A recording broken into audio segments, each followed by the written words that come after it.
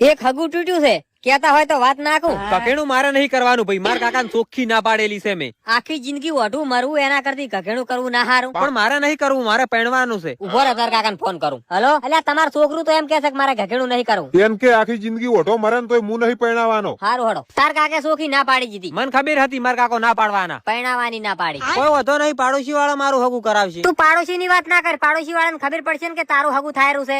25,000 ભાડું આલીને જાય તારી ના પાડીને આવતો રહે. એવું કોઈ ના કે. અલ્યા ઘરે જઈને કઈ છોકરું દારૂડિયું છે, હગું ના કરતા ના છોડી રખડી જાય એવું કઈ આવતો રહે.